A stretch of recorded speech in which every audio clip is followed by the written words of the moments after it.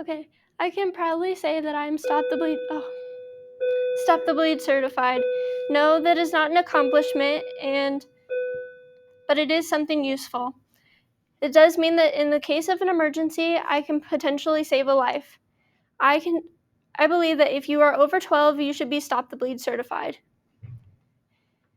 Today we will be discussing why it's important to be Stop the Bleed certified if you are over the age of 12, the sense of urgency specifically in Iowa, and why the proper use of a tourniquet and Stop the Bleed strategies are necessary. People like to say that it is too young to be Stop the Bleed certified at the age of 12, and 12-year-olds shouldn't have to deal with trauma. But I believe that 12-year-olds are capable of retaining the information necessary to actually save a life if needed. So, why was Stop the Bleed created? Or Stop the Bleed organization created? It was actually started because of the Sandy Hook shooting in 2012. 32 students and teachers were shot and killed or injured. And this wasn't because of being shot in the head or shot in the heart. It was because of they were shot in the extremities, legs, and one teacher in particularly, she was shot in the arm, and she bled out. She could have been saved, but because of the response times by the police, they couldn't reach her soon enough, so she died.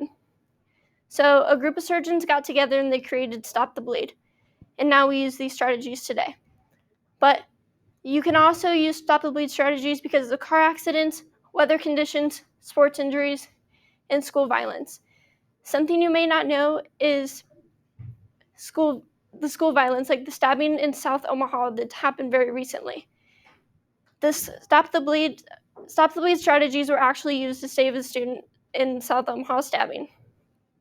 And if you ask a first responder, the majority of them will tell you they've never applied a tourniquet or used Stop the Bleed strategies. So it's very important that people over the age of 12 or just teenagers in general are taught Stop the Bleed strategies, because the difference between an immediate responder and a first responder is that we are the ones at the scene. We are the ones that will have to apply the Stop the Bleed strategies. So it's very important that we are taught the strategies first, and we go through the proper training, because it is possible that it can be done wrong. So now I'll be teaching you the sense of urgency specific to Iowa, which we live in. So you see all of the blue dots on here? Those are the level 4 trauma centers. The most of the ones on there are the level 4 trauma centers, which you'll see the ones that have on-call doctors, which they aren't even at the hospitals. They have the least amount of resources, but unfortunately, they're the ones that are most common in our state. And they're the ones that are closest to us. So if something goes wrong, and especially in the rural areas, you will have to go to one of those hospitals. Now, if something happens to you that's life-threatening, you will have to be shipped to a level 1 trauma center. And if something goes wrong and you're at a level 2, you have to go to a level 2 trauma center. They have a little bit more resources than a level 1. They have a little bit more specialties a little more specialties than a level 4. But still not. They still only have a few on-call doctors. And the level 3, sometimes they have them across the street from a level 1 trauma center.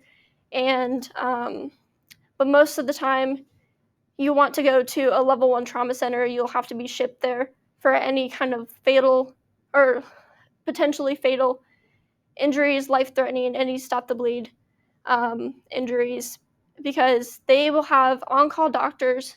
Not on-call, they'll have them at the hospital all the time, 24/7, any specialty you need.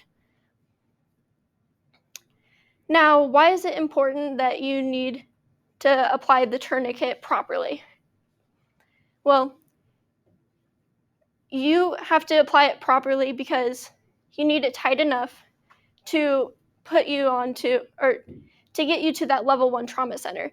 You have to get it tight enough because it can be up to 6 hours, and you need to have the tourniquet. You have to use a proper tourniquet, instead of a belt or a t-shirt, which a lot of people have a misconception that you can just use something instead of an actual tourniquet, which is actually called a basal tourniquet. And you can see here, when you go to the doctor's office, they use like an IV band or blood pressure cuff, which actually sends the blood going downwards so they can measure something or stick you with an IV, and it doesn't go back up to your heart. So the blood is essentially rushing down, and that's the opposite of what you want it to do. So you need it tight enough to send you to the level 1 trauma center to where they can do the procedures that they need to do. But once that tourniquet goes on, it cannot come off. So now I will be showing you the next slide. Here's your warning. Oops. Right here and right here, you want to put that tourniquet about 2 inches. So here's the joint.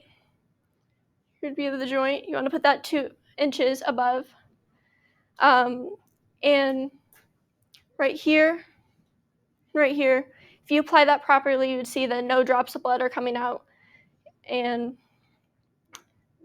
yeah.